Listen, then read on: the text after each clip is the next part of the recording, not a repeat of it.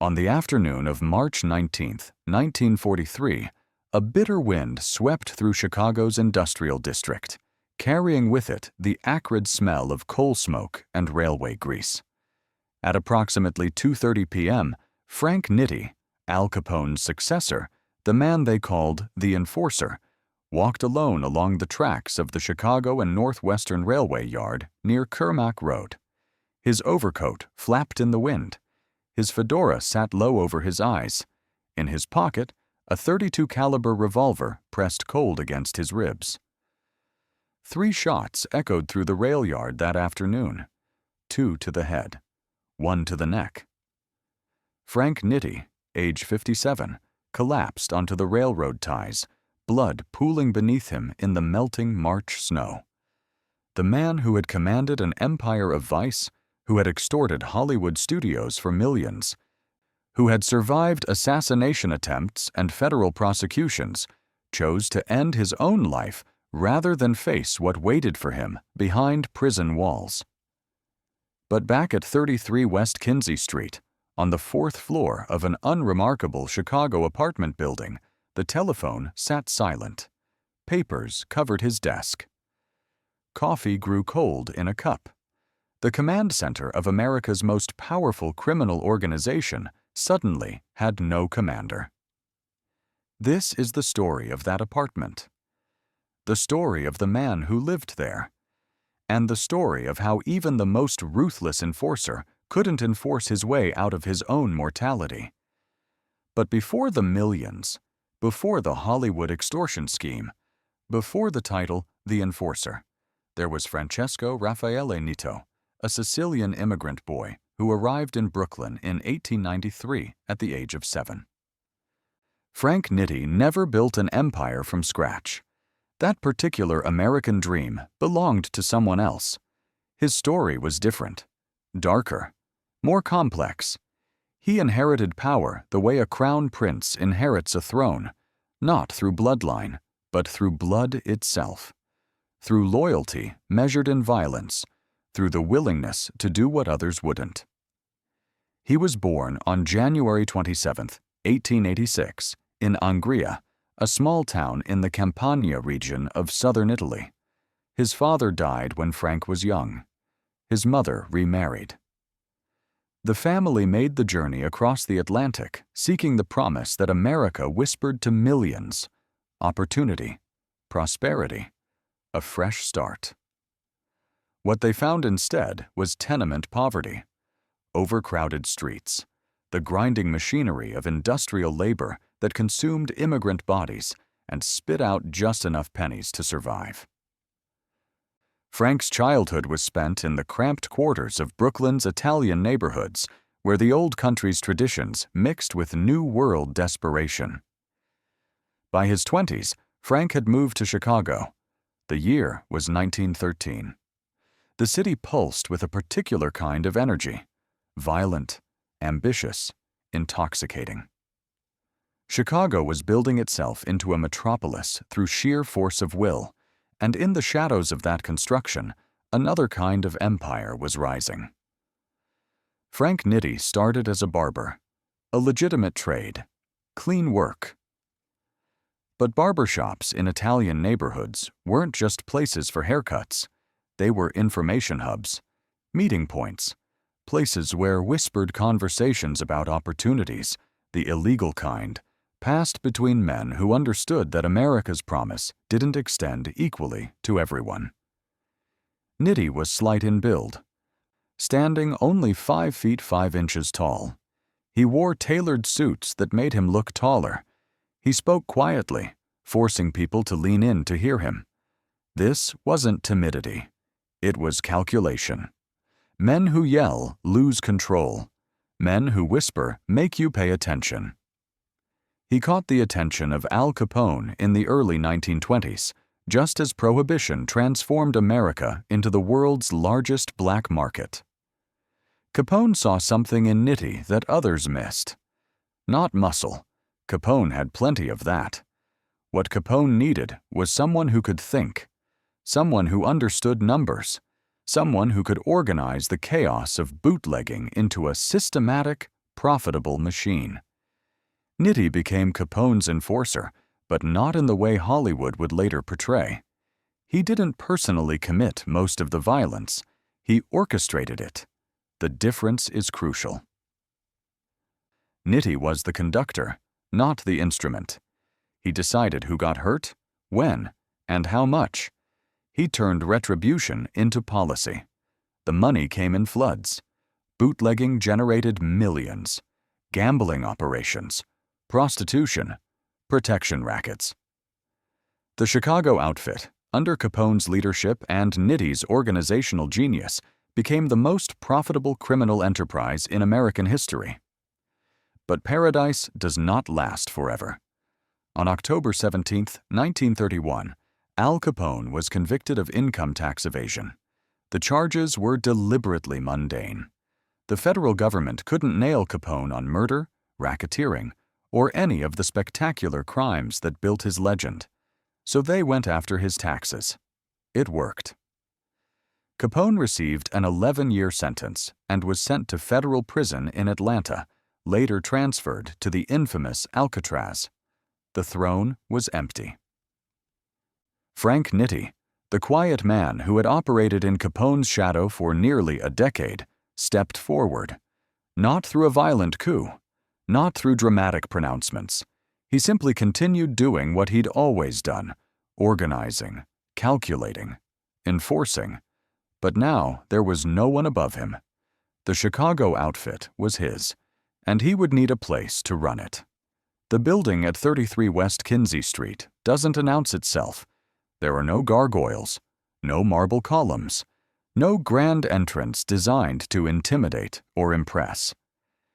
It's a 5-story brick structure built in the utilitarian style common to Chicago's early 20th century commercial district, where function mattered more than form. This was deliberate. By the time Frank Nitti moved into the 4th-floor apartment with his wife Annette in the early 1930s, he understood something that many of his contemporaries in organized crime did not. Visibility is vulnerability. The ostentatious mansions that other mob bosses built, with their iron gates and sprawling grounds and obvious wealth, were monuments to their own prosecution. They advertised criminality. They invited scrutiny. Nitti's apartment was the opposite of a mansion, and that was precisely its power. The 4th floor offered strategic advantages, high enough to provide a clear view of the street below, allowing Nitti to see who was coming, low enough to evacuate quickly if necessary. The building had multiple exits. The neighborhood was mixed: commercial warehouses, small businesses, residential units, making surveillance difficult. A man could blend in, disappear, conduct business without drawing attention. Inside, the apartment reflected Nitti's personality: clean, organized, efficient. The furnishings were expensive but not gaudy. Dark wood furniture, heavy curtains that could be drawn to prevent anyone from seeing inside. A large desk positioned so that Nitti's back was never to the door, an old habit from his enforcement days, when turning your back on an entrance could be fatal. This wasn't a home in the traditional sense. It was a command center disguised as domesticity. The living room served as Nitti's primary meeting space. This is where the business of the Chicago outfit was conducted, where territorial disputes were settled, where percentages were negotiated, where violence was authorized with a nod and a quiet word. The apartment absorbed countless conversations that would never be recorded, never be documented, never appear in any court transcript. Men came and went at all hours. Some were known associates: Sam Giancana, Paul Ricca, Tony Accardo, names that would later become legendary in their own right. Others were politicians, union officials, lawyers, judges. The apartment on Kinzie Street was where the underworld and the legitimate world conducted their business together. The line between them blurred beyond recognition. Nitti's desk was always organized, ledgers tracking money from various operations, notes written in a personal shorthand only he could decipher, a telephone that connected him to operations across Chicago and beyond. This was the central nervous system of an empire that stretched from speakeasies to labor unions to, eventually, Hollywood itself. But the apartment was more than just an office. It was also where Frank Nitti lived with Annette, his second wife. She had been a widow when they married. She brought a sense of normalcy to his life, or as much normalcy as was possible for a man in his position. She cooked meals in the small kitchen. She kept the apartment clean. She asked few questions about the men who visited, or the hushed conversations behind closed doors. Their life together existed in a strange duality. In the morning, Frank might read the newspaper over coffee like any other Chicago husband. By afternoon, he might be ordering someone's execution. In the evening, he and Annette might listen to the radio together. By night, he might be negotiating the terms of a labor shakedown worth hundreds of thousands of dollars. The apartment witnessed this duality. It held both domesticity and ruthlessness within the same walls. As the 1930s progressed, Nitti's power grew. Prohibition ended in 1933, eliminating the bootlegging empire that had built the Chicago outfit's fortune. Many criminal organizations collapsed in the aftermath, unable to adapt. But Nitti had been preparing for this. He had diversified. Labor racketeering became the new gold mine. Chicago was a union town, and unions controlled entire industries. Nitti understood a simple truth. Whoever controlled the unions controlled the workers, and whoever controlled the workers could shut down any business at will. This was leverage, and leverage was power. The apartment on Kinzie Street became the place where union officials were persuaded, sometimes through cash, sometimes through threats, to cooperate with the outfit. Strikes could be started or stopped based on a conversation in Nitti's living room. Contracts could be awarded to mob-connected businesses through union influence. The legitimate economy and the criminal economy merged until they were indistinguishable. But Nitti's most ambitious scheme was still to come. It would involve an industry 3,000 miles away, an industry built on illusion and spectacle. It would generate millions of dollars, and it would ultimately lead him back to the railroad tracks on that cold March afternoon. The Hollywood extortion scheme began with two men, Willie Byoff and George Brown. They would become frequent visitors to the apartment at 33 West Kinzie Street, and their visits would change everything. Willie Byoff was a pimp and labor racketeer with connections to Chicago's outfit. George Brown was the president of the International Alliance of Theatrical Stage Employees, the IATSE, the union that represented projectionists, stagehands, and other technical workers in the movie industry. Together, they realized something extraordinary. The entire Hollywood studio system was vulnerable to a simple threat. Stop the projectionists, and the movies don't play. Stop the movies from playing, and the studios lose millions. Byoff and Brown brought the idea to Frank Nitti in his apartment. The three men sat in the living room, the curtains drawn, discussing the mechanics of the scheme. Nitti listened carefully. He asked questions. He calculated risks and potential profits. He made his decision. The Chicago outfit would take control of the IATSE. Through the union, they would extort every major studio in Hollywood. The operation was breathtaking in its scale and simplicity. Brown, with outfit backing, rose to become the international president of the IATSE. Byoff became his lieutenant. Together, they approached the major studios, MGM, Warner Brothers, Paramount, 20th Century Fox, RKO, with a proposition dressed as a negotiation: pay us or we strike. Pay us, and your projectionists work without complaint. Pay us, and there are no disruptions, no delays, no labor problems. The studios paid. Between 1936 and 1941, the scheme generated over $1 million, equivalent to roughly $20 million today. The money flowed back to Chicago, where Frank Nitti oversaw its distribution. Percentages were calculated in the apartment on Kinzie Street. Envelopes of cash were divided among the outfit's leadership. The system worked with mechanical efficiency.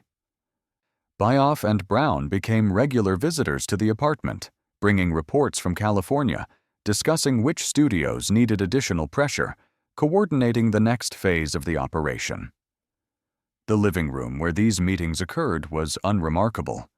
A couch, some chairs, a coffee table, but the conversations that took place there controlled an entire industry. For a while, it seemed perfect.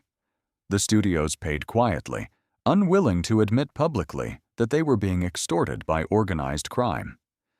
The IATSE leadership cooperated, either through bribery or intimidation. The Chicago outfit collected millions without firing a shot. But what they didn't know was that the federal government was watching. The FBI had Frank Nitti under surveillance. Agents sat in cars on Kinzie Street, noting who came and went from the building.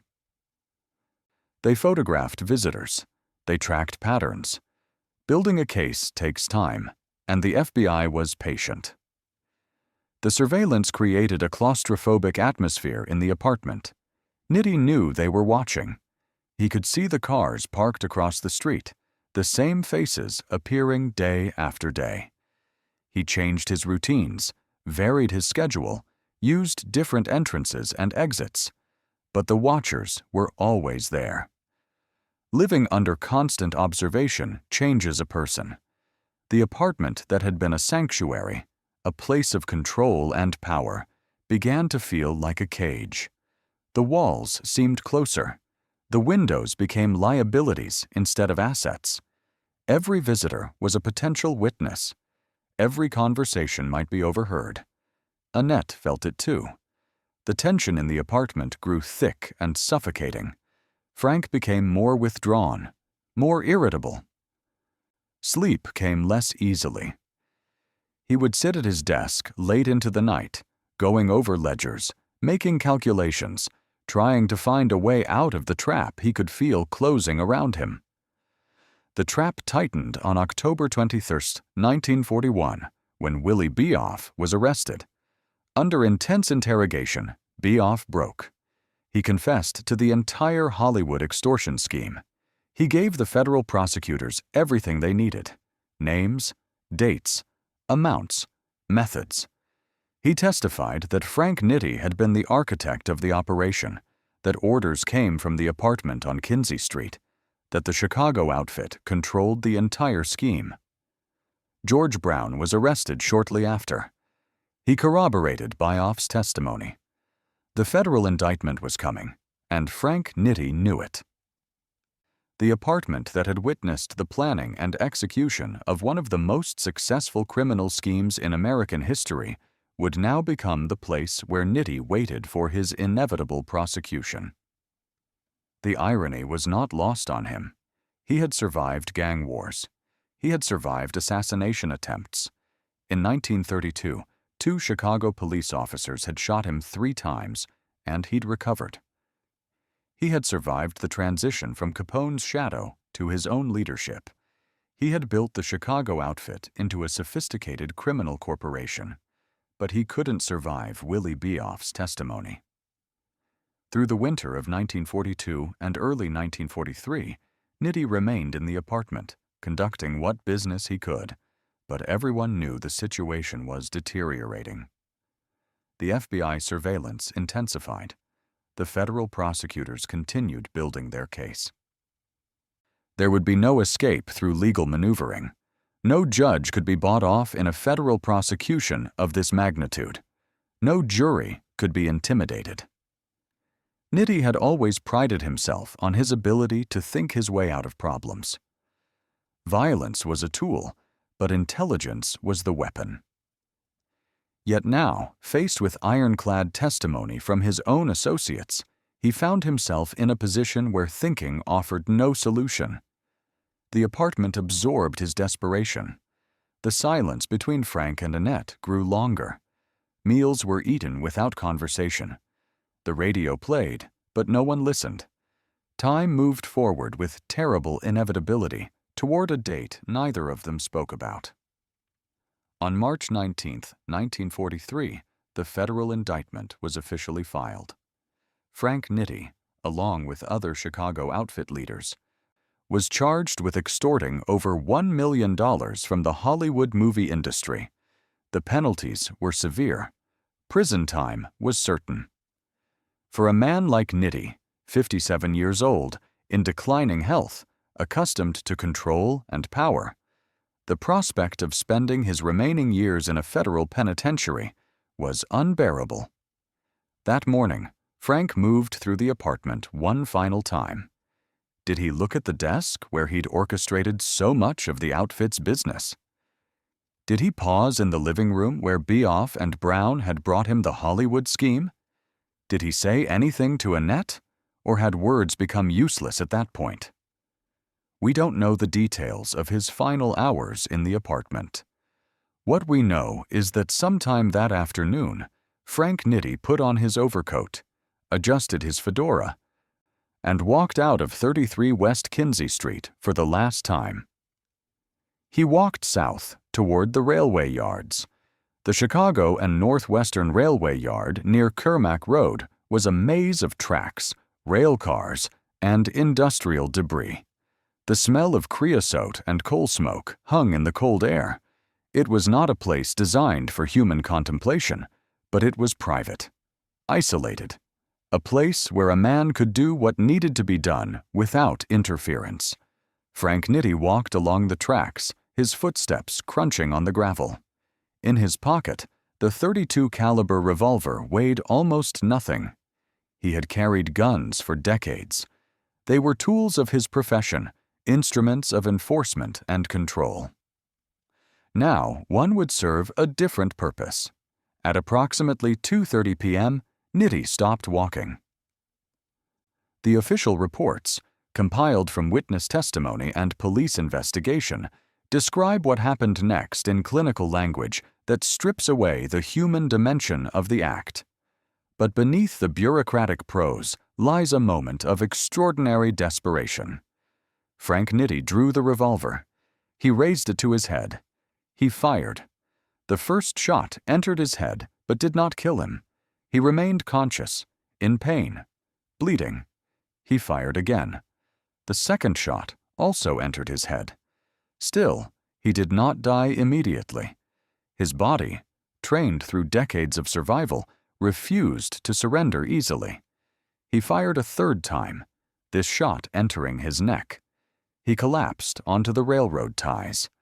A railroad worker named Anthony Young discovered him minutes later, still alive but barely conscious. Young ran to call for help.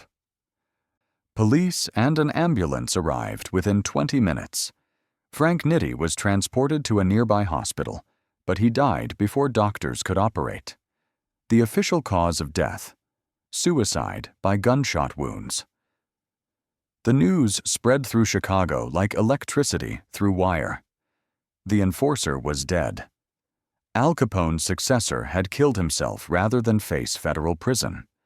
The man who had controlled Hollywood, who had commanded an empire of vice, had ended his own life on a railroad embankment.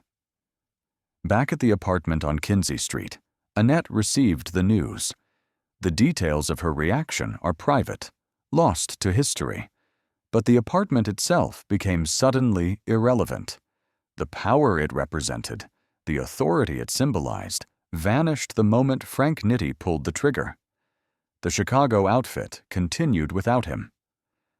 Paul Ricca and Tony Accardo assumed leadership, running the organization with the same systematic efficiency that Nitti had established. The machine he built didn't need him anymore. It had become self-sustaining. But questions emerged almost immediately, and they have never been fully answered. Was Frank Nitti's death actually suicide, or was he murdered by outfit members who feared he might cooperate with federal prosecutors? The evidence officially supports suicide. 3 shots, self-inflicted, in a deserted location. But conspiracy theories persist, pointing to the unusual nature of 3 shots, the outfit's history of eliminating potential informants, and Nitti's demonstrated toughness throughout his criminal career. Why would a man who survived assassination attempts, who rebuilt himself after being shot by police, who endured decades of violence and danger, suddenly choose suicide? The official answer is that he feared prison, that his health was declining, that he saw no future worth living. But some believe that the outfit, unwilling to risk Nitti following Byoff and Brown's example, staged the suicide, that the 3 shots were not self-inflicted, but the work of professional killers who made it look self-inflicted, that the railroad yard was chosen precisely because it was isolated, making the murder easier to disguise. The truth died with Frank Nitti on that railroad embankment. What is certain is that the apartment at 33 West Kinzie Street, the command center of the Chicago outfit's Hollywood extortion scheme, the place where millions of dollars in illegal profits were calculated and distributed, the home Frank shared with Annette, suddenly had no purpose. The federal prosecution continued without Nitti. Other outfit members were convicted and sentenced to prison. The Hollywood extortion scheme collapsed. The studios stopped paying. The IATSE leadership was replaced. The entire operation that had generated so much wealth, so much power, evaporated as if it had never existed. The apartment itself remained, of course. Physical spaces outlast the people who inhabit them. Other tenants moved in. The walls that had absorbed Frank Nitti's conversations, his plans, his desperation, now absorbed someone else's life. The desk where he calculated profits was removed. The telephone that connected him to an empire was disconnected. Time moved forward, indifferent to history. Today, if you visit 33 West Kinzie Street in Chicago, you won't find Frank Nitti's apartment. You won't find the 4th-floor command center where Hollywood's fate was decided. You won't find any trace of the man who lived there or the empire he controlled. What you'll find instead is Harry Caray's Italian steakhouse. The transformation is complete and almost absurdly ironic. The building that once housed organized crime's most sophisticated extortion scheme now houses a restaurant where tourists and locals eat expensive steaks and drink wine, surrounded by sports memorabilia and photographs of Harry Caray, the legendary Chicago Cubs announcer. The 4th floor, where Frank Nitti planned the Hollywood shakedowns with Willie Byoff and George Brown, is now a dining area. Tables occupy the space where Nitti's desk once stood. Waiters deliver food where criminal conspiracies were once orchestrated. The living room where union officials were intimidated and bribed is now filled with the sound of casual conversation and clinking glasses. The building's criminal past has been erased, or more accurately, transformed into a kind of nostalgic novelty. Chicago has always had a complicated relationship with its gangster history, simultaneously condemning and celebrating it. The city markets its mob heritage to tourists while downplaying the actual violence and corruption that defined that era. Harry Caray's Italian steakhouse leans into the building's history without dwelling on its darkness. The restaurant's website mentions the location's connection to Chicago's colorful past, but doesn't detail exactly what occurred there. Its history sanitized for commercial consumption, dark enough to be interesting but not so dark as to disturb anyone's appetite. The irony extends further when you consider the name. An Italian steakhouse in a building once occupied by Italian mobsters. The ethnic connection is maintained while the criminality is removed, creating a kind of cultural theme park where the aesthetics of organized crime, the old-world Italian-American imagery, the sense of tradition and loyalty, are preserved while the reality is safely contained in the past. Diners eating on the 4th floor have no idea they're sitting where Frank Nitti sat, where he made the decisions that corrupted Hollywood, where he lived under constant FBI surveillance, where he spent his final morning before walking to his death. The apartment's ghosts, if such things exist, must find this transformation bewildering. The space that once represented power and fear now represents leisure and indulgence. The command center has become a destination for birthday parties and business dinners, but perhaps there's a deeper poetry to this transformation. Frank Nitti built an empire through extortion and intimidation. He extracted millions from people and industries through threats and violence. Now, the space where he exercised that power extracts money from willing customers who pay happily for the experience of dining in a historic building. Both operations involve the exchange of money for services. Both involve Italian-American culture. But one represents everything dark about the American dream, the willingness to build wealth through exploitation and violence, while the other represents something more benign, the commercialization of history into entertainment.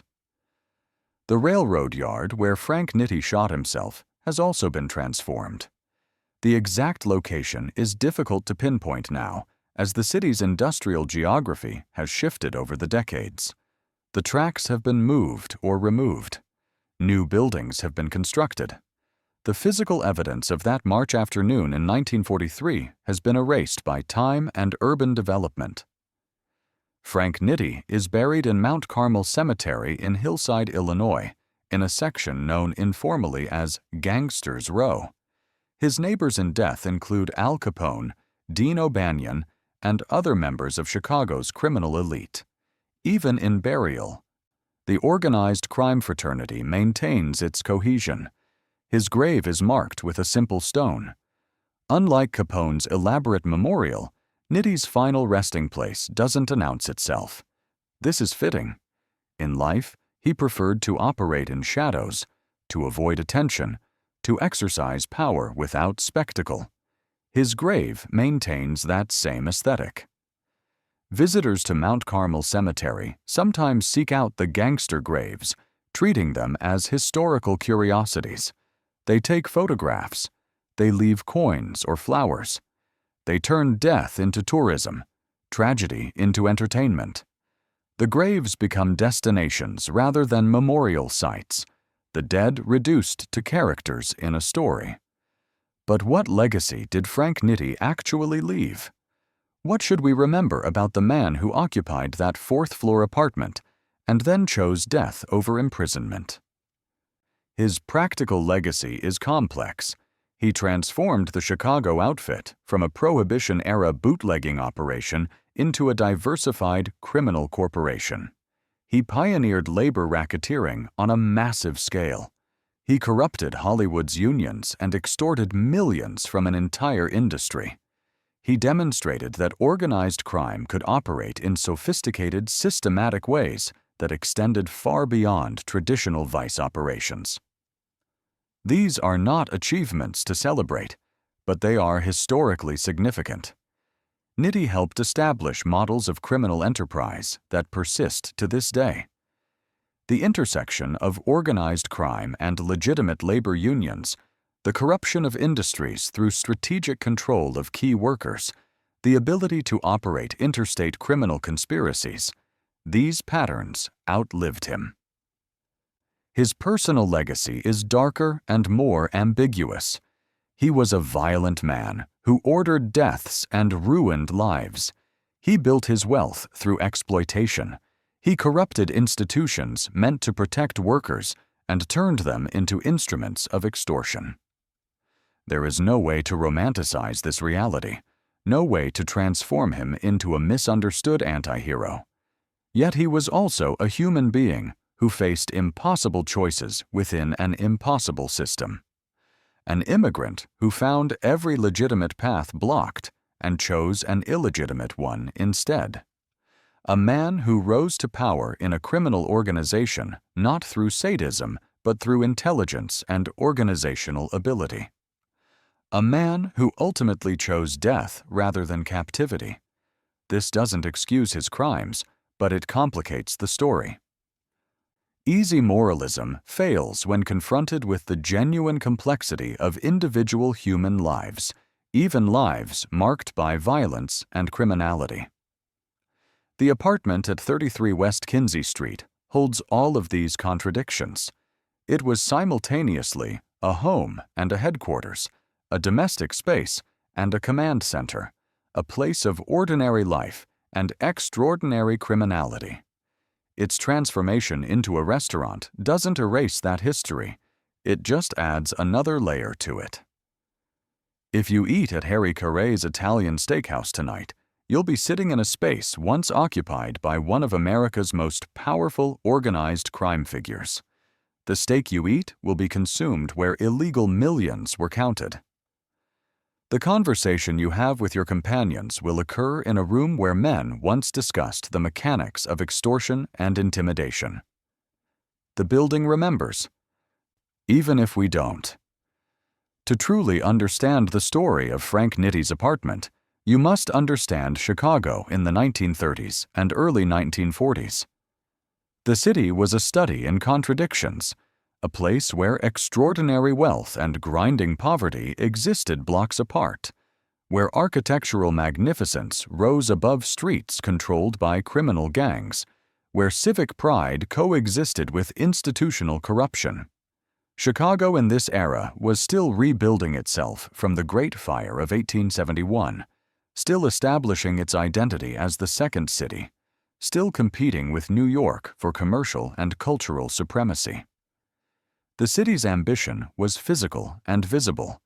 Skyscrapers climbing toward the clouds, the elevated train system wrapping the downtown in a grid of steel, the stockyards processing millions of animals into products shipped worldwide. But beneath this legitimate economy ran another economy entirely, one that generated just as much money and employed just as many people. The criminal economy, the shadow economy, the economy that Frank Nitti managed from his fourth-floor apartment. Prohibition had ended in 1933, but its legacy persisted. The infrastructure that bootleggers built, distribution networks, corruption channels, money laundering operations, didn't simply disappear when alcohol became legal again. Criminal organizations adapted. They found new revenue streams. They diversified. Labor racketeering became one of the most profitable of these new ventures, and Chicago was the perfect city for it. The city's economy depended on unionized labor: steel workers, meat packers, construction workers, teamsters, manufacturing employees. The unions representing these workers wielded enormous power, and whoever controlled the unions controlled access to this power. Frank Nitti understood this with remarkable clarity. The apartment on Kinzie Street became the central node in a network of corruption that extended throughout Chicago's labor landscape. Union elections were rigged. Union officials were bribed or intimidated. Union pension funds were plundered. Strikes were called not to benefit workers, but to extort businesses. The workers themselves, the men who actually swung the hammers, drove the trucks, operated the machinery, rarely benefited from this corruption. They paid their union dues, trusted their union leadership, and remained unaware that their collective bargaining power was being used to enrich criminal organizations rather than improve their own conditions. This represents one of the great injustices of organized crime's penetration into labor unions. The very institutions created to protect working people from exploitation were themselves turned into instruments of exploitation. The irony would have been devastating if anyone had stopped to consider it. But Frank Nitti wasn't concerned with irony. He was concerned with profit and control. The apartment on Kinzie Street was where these concerns translated into action. The Hollywood extortion scheme deserves deeper examination because it represents the apex of Nitti's criminal sophistication. Extorting movie studios from Chicago required an understanding of industries, geography, and leverage that went far beyond traditional organized crime operations. Hollywood in the 1930s was entering its golden age. The studio system dominated film production, with 5 major studios: MGM, Warner Brothers, Paramount, 20th Century Fox, and RKO, controlling nearly every aspect of the movie industry. These studios operated vertically integrated monopolies, owning the production facilities, employing the actors and directors, and controlling the theater chains where films were shown. This monopolistic structure created a vulnerability. The entire system depended on smooth operation. Any disruption in the production chain could cost studios enormous amounts of money. A strike by technical workers could halt production. A strike by projectionists could prevent finished films from being shown. Willie Bioff and George Brown recognized this vulnerability and brought it to Frank Nitti's attention. The meetings in the apartment on Kinzie Street must have been remarkable. Here were men discussing how to extort an industry located 3,000 miles away, an industry that superficially had nothing to do with Chicago or organized crime. But Nitti saw the angle immediately. Control the union. Use the union to threaten the studios. Force the studios to pay for labor peace. The scheme was elegant in its simplicity and devastating in its execution. George Brown's election to the presidency of the IATSE in 1934 was not democratic. It was engineered through Chicago outfit influence, intimidation of delegates, manipulation of voting procedures, and outright fraud.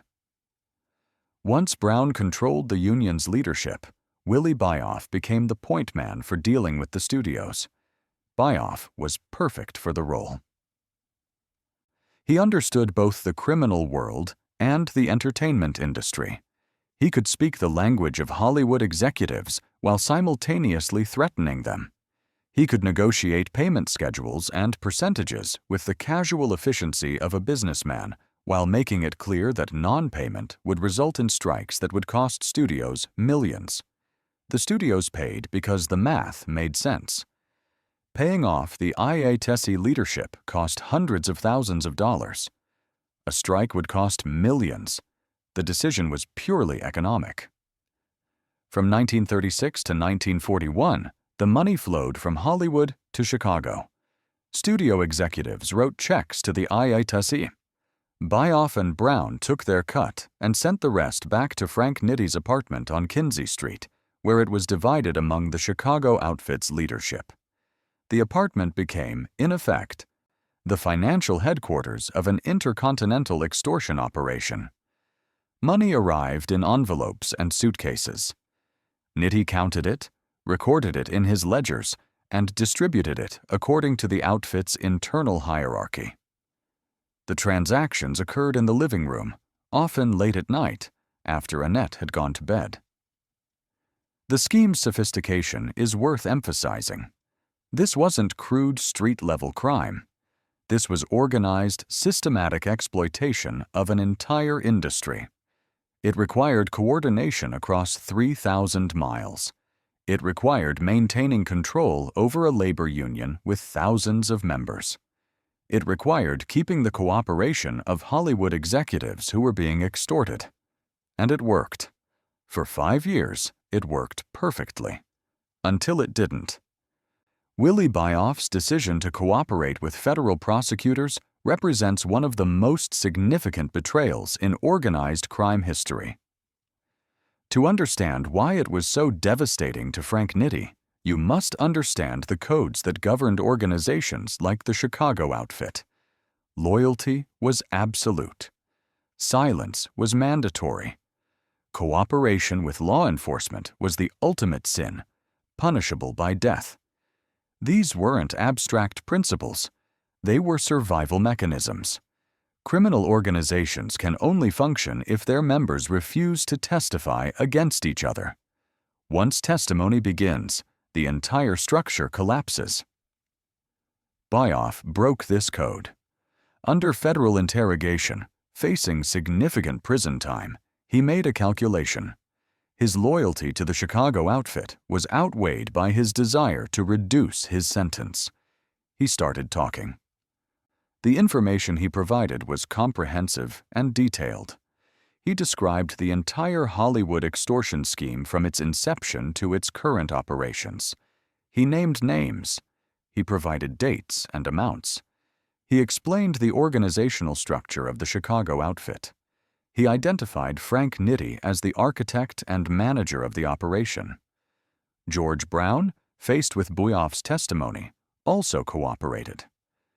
The case against the Chicago outfit's leadership became ironclad. News of Buyoff's cooperation must have reached the apartment on Kinzie Street quickly. The Chicago outfit maintained informants within law enforcement, corrupt officials who provided warnings about investigations and prosecutions. Nitti would have known almost immediately that Buyoff had turned. The impact of this information on Nitti can only be imagined. For years, he had managed the Hollywood operation from his apartment, confident in his organizational security, certain that the code of silence would protect him. Now, one of his key associates had violated that code completely. The apartment's atmosphere must have become unbearable. The FBI surveillance intensified. Phone conversations became dangerous. The feds might be listening. Visitors became potential witnesses. Every document in Nitti's desk became potential evidence. Nitti had always controlled his environment. Now his environment was controlling him. The months between Buyoff's initial cooperation in October 1941 and the federal indictment in March 1943 represent a slow-motion collapse. Nitti continued to operate, but everyone knew the situation was terminal.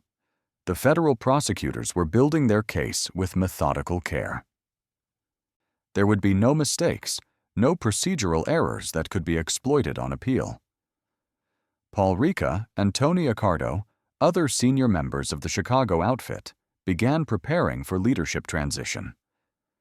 Nitti was finished, whether through imprisonment or other means. The organization would survive, but he would not. Did Nitti consider cooperating with prosecutors himself? Did he contemplate following Buyoff's example, testifying against his associates in exchange for a reduced sentence? There's no evidence that he did, but the question must have occurred to him during those long months in the apartment. He had built the Chicago outfit into a sophisticated criminal corporation. He understood its operations completely. His testimony could have dismantled the organization he had spent decades constructing. But cooperation would have violated everything Nitti represented: his identity, his reputation, his sense of self. All were built on loyalty to the organization and adherence to its codes. Becoming an informant would have meant becoming Willie Buyoff, and that transformation was impossible for him. This left only two options: prison or death. The FBI surveillance of Frank Nitti and the apartment at 33 West Kinzie Street represents an important moment in the history of American law enforcement. By the early 1940s, the FBI had developed sophisticated surveillance techniques that transformed how organized crime was investigated and prosecuted. J. Edgar Hoover, the FBI's director, had made organized crime a priority. The Bureau established dedicated units focused on mob activity. Agents received training in surveillance methods. Resources were allocated for long-term investigations that might take years to produce prosecutable cases. The apartment on Kinzie Street became a target of this new approach. FBI agents maintained constant observation of the building. They photographed everyone who entered or exited. They noted times of arrival and departure. They tracked patterns of movement. This level of surveillance was relatively new in American law enforcement. It required significant resources, multiple agents working in shifts, vehicles for mobile surveillance, cameras and film, safe houses where observation could be conducted. The FBI justified these expenditures by arguing that organized crime represented a national security threat equivalent to espionage. For Frank Nitti, the surveillance created a suffocating sense of entrapment. He was accustomed to operating in shadows, to conducting business without scrutiny. Now, every action was observed and documented. The apartment that had been a sanctuary became a fishbowl.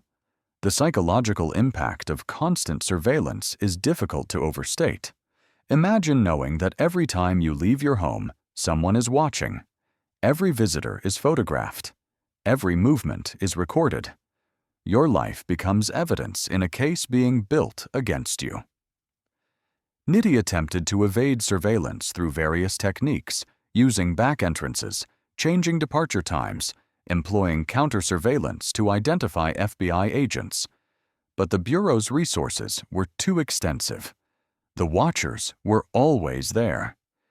This surveillance also affected Annette. She wasn't a criminal. She hadn't chosen this life in the same way Frank had. Yet she lived under the same scrutiny. Her movements tracked, her visitors noted. The FBI didn't distinguish between the apartment's residents. Everyone was a potential witness, a potential source of evidence. The apartment's interior became the only truly private space, and even that privacy was questionable. Nitti had to assume that the apartment might be bugged, that conversations might be recorded. This assumption forced him to conduct the most sensitive business elsewhere: walking conversations, meetings in cars, hushed discussions in crowded restaurants where electronic surveillance was impossible. The command center that had functioned so effectively for years became increasingly dysfunctional. The apartment was compromised. Its usefulness as a headquarters had been destroyed by the very surveillance meant to gather evidence about what occurred there. On the morning of March 19, 1943, after learning of the federal indictment, Frank Nitti faced a decision that had probably been forming in his mind for months: prison or death, surrender or escape, living with dishonor or dying with some measure of control. If you could comment "power" if you've watched this far, I'd appreciate it. Your engagement helps uncover these forgotten stories of American history. The apartment on Kinzie Street was the setting for this final calculation. Nitti would have sat at his desk, the same desk where he'd managed the Chicago outfit's operations for over a decade. The ledgers were still there. The telephone still sat in its cradle. The furniture remained arranged exactly as it had always been, but everything had changed. The control he'd exercised from this room was gone. The power he'd wielded was transferred to federal prosecutors who held an overwhelming case against him. The future was no longer his to command. Federal prison in the 1940s was brutal, especially for high-profile organized crime figures. Alcatraz was still operational, housing the most dangerous federal prisoners in conditions designed for maximum security and minimum comfort. Even less severe federal prisons offered no mercy to former mob bosses. Nitti was 57 years old. His health was declining. He suffered from various ailments related to his earlier gunshot wounds and decades of stress. The prospect of spending his remaining years in federal custody, stripped of power and dignity, subjected to the brutality of prison life, was intolerable. But there was another factor, one that the conspiracy theorists have long emphasized: the possibility that the Chicago outfit itself had decided Nitti needed to die. Willie Byoff had cooperated with prosecutors. George Brown had cooperated. What if Frank Nitti decided to cooperate as well? His knowledge of the organization was comprehensive. His testimony could destroy the Chicago outfit completely. Paul Ricca and Tony Accardo, preparing to assume leadership, couldn't risk that possibility.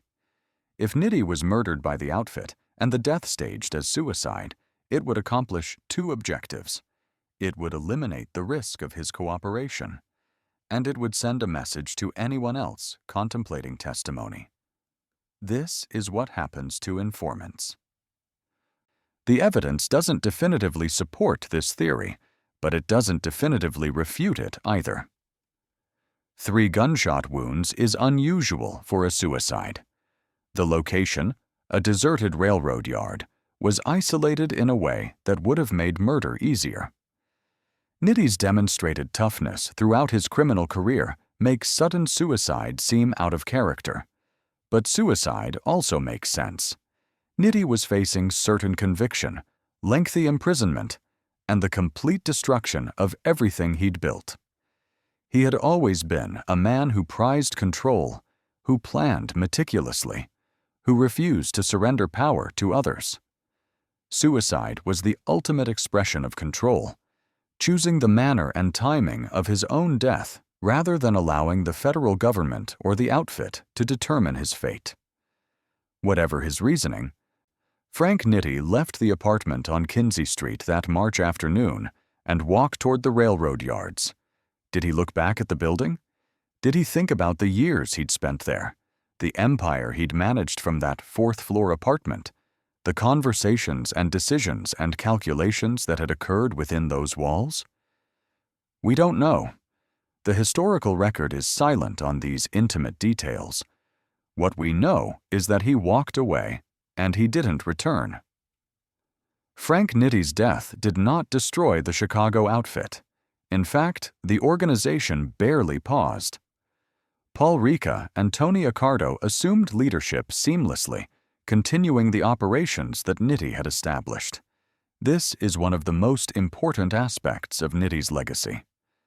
He had transformed the Chicago outfit from a personality-driven organization dependent on Al Capone's charisma and violence into an institutionalized criminal corporation that could survive leadership changes. The labor racketeering continued. The political corruption continued. The infiltration of legitimate businesses continued. The Chicago outfit remained one of the most powerful criminal organizations in America for decades after Nitti's death. The apartment on Kinzie Street lost its significance immediately. With Nitti gone, there was no reason for the outfit's leadership to maintain operations there. The federal surveillance ended. The FBI agents moved on to other targets. The building returned to mundane commercial and residential use. But the federal prosecution of the Hollywood extortion scheme continued. Paul Ricca, Louis Campagna, Phil DeAndrea, and other Chicago outfit leaders were convicted and sentenced to 10 years in federal prison. The scheme that had generated over $1 million ultimately resulted in prison time for everyone involved except Frank Nitti, who had escaped through death. Willie Byoff, who had cooperated with prosecutors and testified against his former associates, entered the Witness Protection Program. He assumed a new identity and attempted to disappear. But organized crime has a long memory. In 1955, 12 years after Frank Nitti's death, Byoff was killed by a car bomb in Phoenix, Arizona. The Chicago outfit's vengeance was delayed, but not forgotten. George Brown served his prison sentence and was released. He lived quietly afterward, working in construction, never returning to union leadership. He died in 1946 of a heart attack, 3 years after Nitti's suicide. The IATSE itself continued to exist, eventually purging its leadership of organized crime influence. The union still represents entertainment industry workers today. Its corrupt past transformed into a cautionary tale about the dangers of labor racketeering. Hollywood also continued, barely affected by the extortion scheme's collapse. The studio system that had been victimized by Nitti's operation remained powerful for another 2 decades before television and antitrust rulings finally dismantled it. The executives who had paid protection money to avoid strikes never publicly acknowledged their cooperation with organized crime. Everyone moved on. Everyone except Frank Nitti, who remained dead on a railroad embankment, a victim of his own final decision. Frank Nitti's popular image is largely a creation of entertainment media, bearing little resemblance to the actual historical figure. The nickname, the Enforcer, suggests a violent, hands-on killer, but the reality was far more complex. Nitti was primarily an administrator and strategist. He organized, he calculated, he planned. The violence he ordered was systematic rather than passionate, policy rather than personal. This made him more dangerous, not less, but it also made him less cinematically interesting. Hollywood's portrayal of Nitti, most famously in the 1987 film The Untouchables, where he's depicted as a sadistic killer who murders a cop and is eventually thrown from a rooftop, bears almost no relationship to historical fact. The real Nitti rarely engaged in personal violence. He didn't kill police officers. And he wasn't killed by law enforcement. He killed himself. But mythology often overshadows history. The fictional Nitti is more memorable than the historical one because fiction provides clarity and dramatic satisfaction. Heroes and villains are clearly defined. Actions have consequences. Justice prevails. Reality is messier. The historical Frank Nitti was neither a cartoon villain nor a misunderstood anti-hero. He was a criminal administrator who built a sophisticated organization through intelligence and ruthlessness. He profited enormously from illegal activities while harming countless people whose lives were disrupted by strikes, whose industries were corrupted, whose unions were turned into instruments of extortion. He also faced genuine structural barriers as an immigrant in early 20th century America, where legitimate paths to prosperity were often closed to Italian Americans. This doesn't excuse his choices, but it provides context for understanding them. The apartment on Kinzie Street represents this complexity. It was simultaneously ordinary and extraordinary, a domestic space and a criminal headquarters, a place where a man lived with his wife, and also a place where an empire was managed.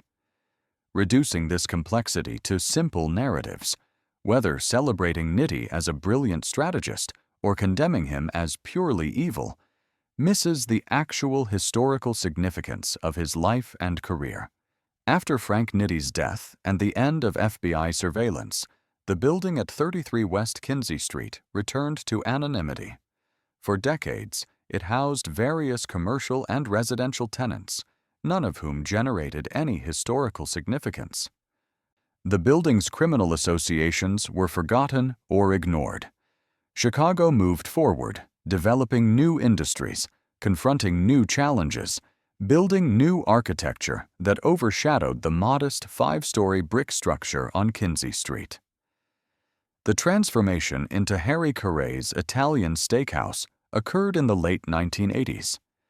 Harry Caray, the legendary Chicago Cubs announcer, had become a civic icon through his decades of broadcasting. His restaurant group sought a location in downtown Chicago that offered both historical character and commercial potential. The building at 33 West Kinzie Street fit perfectly. Its location near Chicago's entertainment district provided customer traffic. Its early 20th century architecture offered authentic period atmosphere. And its connection to Chicago's gangster history, once properly sanitized and marketed, became a selling point rather than a liability. The renovation transformed the interior completely. Original walls were removed to create open dining spaces. The apartment layouts were erased. Modern commercial kitchen equipment replaced residential appliances. The 4th floor, where Frank Nitti had lived and worked, became one of the restaurant's multiple dining levels. No plaque marks the building's association with organized crime. No historical marker explains that this was once the command center of the Chicago outfit's Hollywood extortion scheme. The restaurant's marketing materials mention the building's colorful history, but provide no specifics. This erasure is typical of how American cities handle criminal history. Buildings associated with organized crime are rarely preserved as crime sites. Instead, they're redeveloped, repurposed, and scrubbed of their criminal associations. The past is acknowledged vaguely, while its specific details are forgotten. If you want to explore more hidden histories like this one, hit the like button and share this video. These stories need to be remembered. Harry Caray's Italian steakhouse has been successful, becoming a popular destination for both tourists and locals. The restaurant's atmosphere deliberately evokes mid-20th century Chicago, with vintage photographs, memorabilia, and a decor scheme that suggests the era when Frank Nitti occupied the building. But the era being evoked is carefully selective. The restaurant celebrates Chicago's baseball history, its architectural heritage, its Italian-American cultural contributions. It does not celebrate, or even substantially acknowledge, the building's role in one of the largest criminal conspiracies in American history. This selective memory is understandable from a commercial perspective. People want to enjoy dinner without contemplating extortion and suicide. The restaurant business requires creating pleasant atmospheres, not confronting uncomfortable historical realities. Yet something is lost in this sanitization. The building at 33 West Kinzie Street is a significant historical site. Major decisions affecting American labor relations and entertainment industry were made there. Understanding how organized crime infiltrated legitimate institutions requires understanding specific places where that infiltration occurred. By transforming the building into a restaurant without preserving or explaining its historical significance, we lose the opportunity to learn from the past. The site becomes merely atmospheric rather than educational. Frank Nitti's death remains surrounded by questions that may never be definitively answered. Was his suicide genuinely self-determined, or was he murdered by the Chicago outfit? The official investigation concluded suicide, but official investigations in 1940s Chicago were often compromised by corruption. If the outfit wanted Nitti dead and had the influence to ensure the death was ruled suicide, would we ever know? If Nitti did choose suicide, what were his final thoughts? Did he regret his criminal career, or only regret getting caught? Did he think about his childhood in Italy, his immigration to America, the choices that led him from barbershops to organized crime leadership? Did he think about Annette, waiting at the apartment? Did he consider the pain his death would cause her? Why did he choose 3 shots? Medical experts have noted that suicide by gunshot typically involves a single shot. Multiple shots suggest either extraordinary determination or external force. Nitti's first 2 shots failed to kill him immediately, requiring a third. Was this desperation, or was someone else pulling the trigger? What happened to the money? The Hollywood extortion scheme generated over $1 million. Nitti's apartment was searched after his death, but no substantial cash was found. Where did the money go? Was it distributed to other outfit members? Hidden in locations we'll never discover? Used to pay legal fees and bribes? Did Nitti leave any written record of his thoughts, fears, or plans? A suicide note was never found, but that doesn't mean one didn't exist. If the outfit did murder him and stage the suicide, they would have ensured no note was left. If he genuinely committed suicide, his failure to leave a note might indicate the decision was impulsive rather than carefully planned. These questions persist because the historical record is incomplete. Organized crime operates in secrecy. Documentation is deliberately avoided. Witnesses lie or remain silent. What we know comes from law enforcement reports, court testimony, and journalistic accounts, all of which have limitations and biases. The apartment on Kinzie Street witnessed events that were never recorded, conversations that left no transcripts, decisions that were implemented without documentation. The building holds secrets it will never reveal. What does the story of Frank Nitti's apartment tell us about America in the first half of the 20th century? It reveals the dark underside of urban development and industrial capitalism. Chicago in the 1930s and 1940s was a city of extraordinary ambition and achievement, but that achievement was built partly on corruption and violence. The magnificent architecture, the booming industries, the cultural institutions, all existed alongside and sometimes in partnership with organized crime. It demonstrates the vulnerability of democratic institutions to systematic corruption. Labor unions, meant to protect workers, were infiltrated and exploited. Political systems, designed to serve the public, were manipulated through bribes and intimidation. Law enforcement, tasked with maintaining order, was often complicit in the disorder. It shows the limits of law enforcement in confronting sophisticated criminal organizations.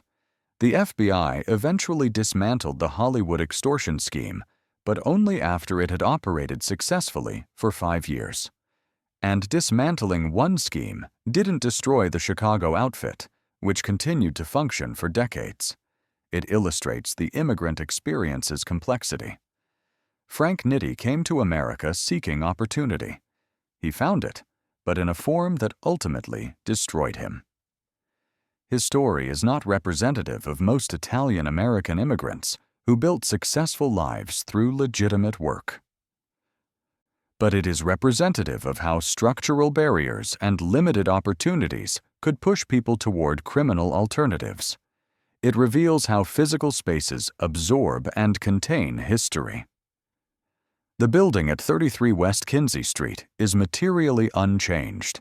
Same brick, same location, same basic structure. But its meaning has been completely transformed. What was once a headquarters of organized crime is now a site of commercial leisure. The transformation tells us something about how American cities process and commodify their own histories. It demonstrates the enduring fascination with organized crime in American culture. Frank Nitti has been dead for over 80 years, yet his story continues to interest people. Why? Partly because crime stories are inherently dramatic, but also because they reveal uncomfortable truths about power, corruption, and the American dream's dark inversions. The apartment on Kinzie Street is not a monument. It makes no grand statements, but it is a witness to history, and its transformation from command center to steakhouse tells a story about how we remember, forget, and commercialize our past. In the end, Frank Nitti's story is about the relationship between power and mortality. He spent his adult life accumulating power, control over criminal operations, influence over unions, the ability to affect major industries. This power defined him, gave his life meaning and purpose. But power proved ephemeral. Willie Beoff's testimony stripped it away in moments. The federal indictment rendered it meaningless. All the control Nitti had exercised from his fourth-floor apartment vanished when he needed it most. His death represents the ultimate powerlessness. Whether he chose suicide or was murdered, the result was the same. He lost control of his own existence. The man who had commanded an empire couldn't command his own survival. The apartment on Kinzie Street witnessed this entire arc: the accumulation of power, its exercise, and its ultimate failure. The walls absorbed both triumph and defeat, though they bear no permanent marks of either.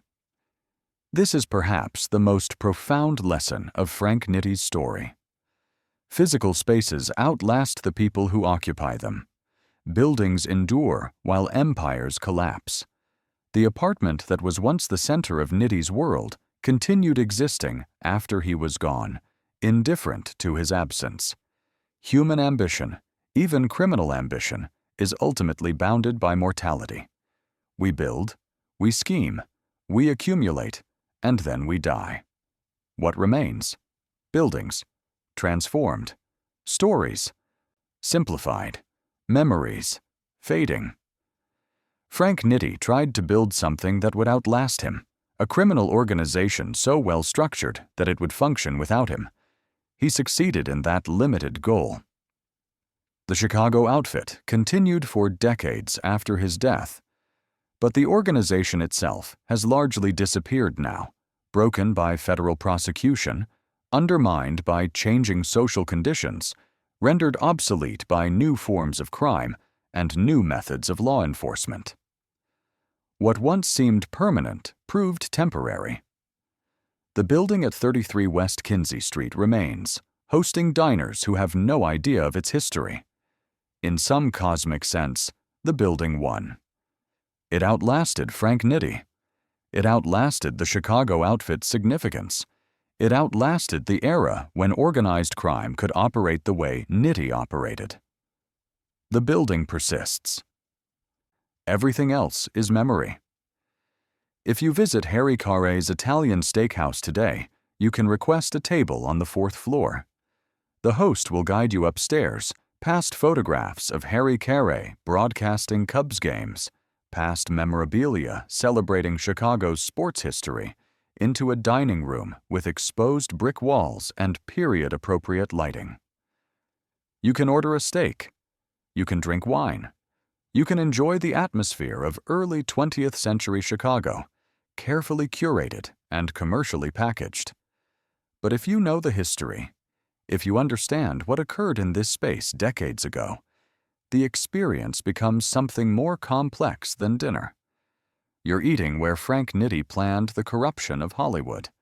You're sitting where Willie Byoff and George Brown described their extortion activities. You're occupying the physical space that once contained one of the most sophisticated criminal operations in American history. The walls around you absorbed those conversations. The floor beneath your feet supported the furniture where Frank Nitti sat, calculating profits and orchestrating violence. The windows you can see out of are the same windows through which Nitti watched for FBI surveillance. This awareness doesn't require imagination. It's historically factual. This space, this exact physical location, was the command center of the Chicago outfit during its most sophisticated operational period.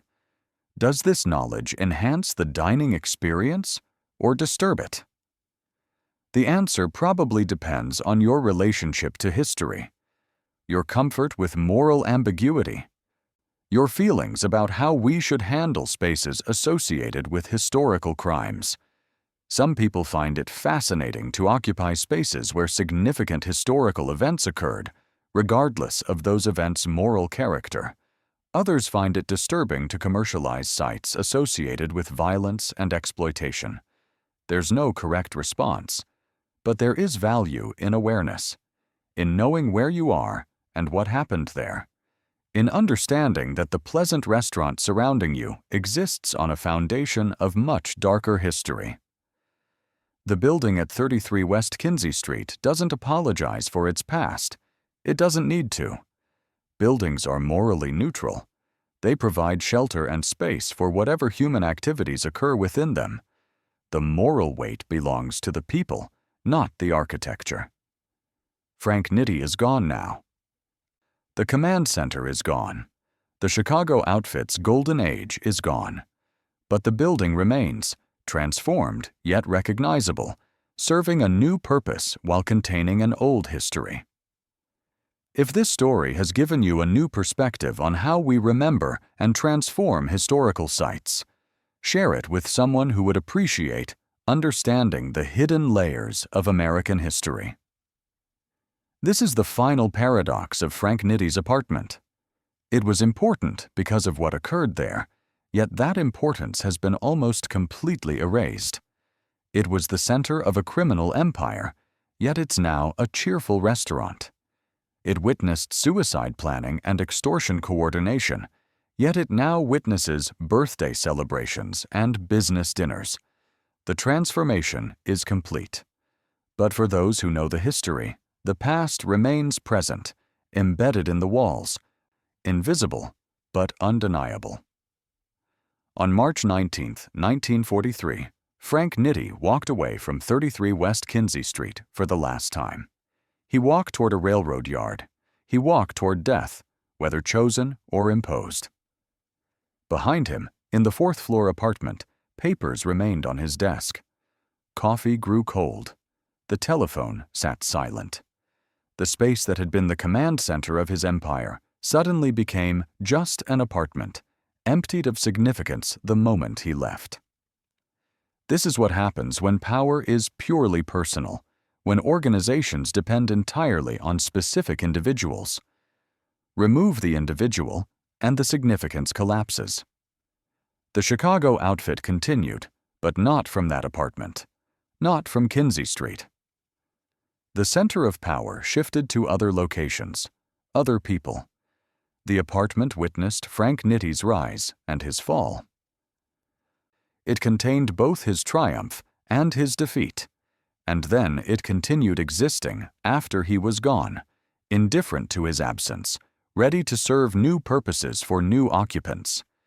Buildings outlast us. They witness our dramas and then witness the dramas of whoever comes next. This should be humbling. Everything we build, everything we achieve, everything we destroy, all of it is temporary. The physical spaces endure while we do not. Frank Nitti built a criminal empire. It collapsed. He accumulated power. It evaporated. He lived in an apartment on Kinzie Street. Someone else lives there now, probably unaware of the history. This is not a story with a moral conclusion. There's no clear lesson about crime not paying or justice prevailing. The reality is more ambiguous. Nitti profited enormously from crime before it destroyed him. His associates took over and continued profiting. The Chicago outfit wasn't eliminated by his death. It was temporarily inconvenienced. Justice, such as it was, came through Willie Byoff's testimony and federal prosecution, but justice was incomplete. Many crimes went unpunished. Many victims never received compensation. Many corrupted institutions remained corrupted. What remains is the story itself, the account of a man, an apartment, and an empire. The narrative of how organized crime infiltrated American institutions in the 20th century. The history of a building that witnessed extraordinary events and then was transformed into something ordinary. If you've made it this far, you now know something most people don't: the hidden history behind a Chicago restaurant. You know about Frank Nitti's command center, his Hollywood extortion scheme, his final walk to the railroad yard. You know that history is always more complex than the simplified versions we usually encounter.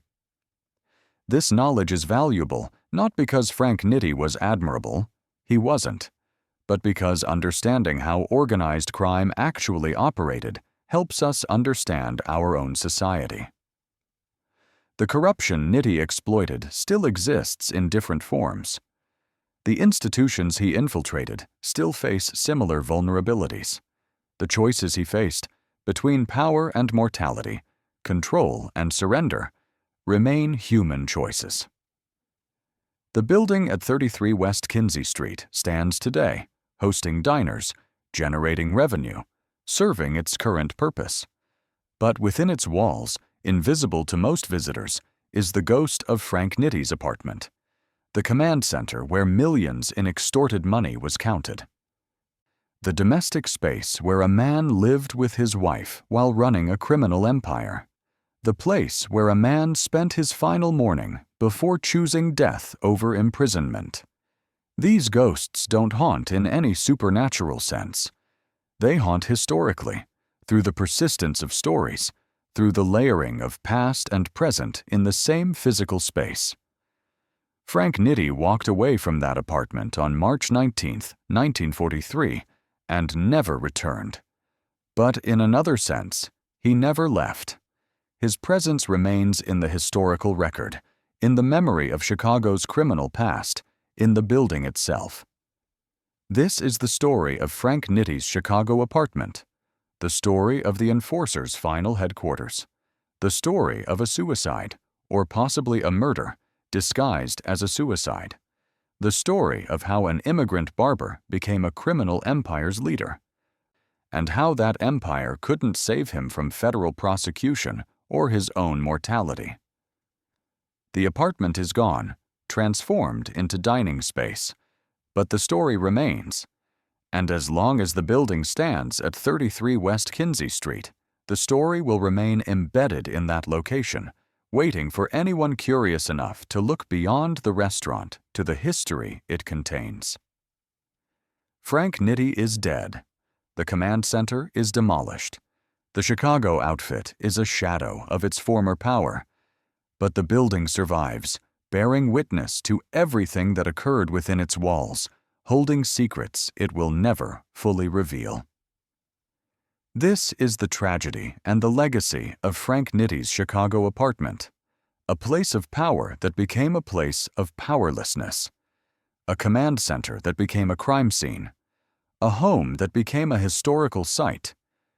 Though one almost entirely unmarked and unacknowledged, the building remembers, even if we forget, even if the history is erased and sanitized and commercialized. The walls remember. And now, so do you.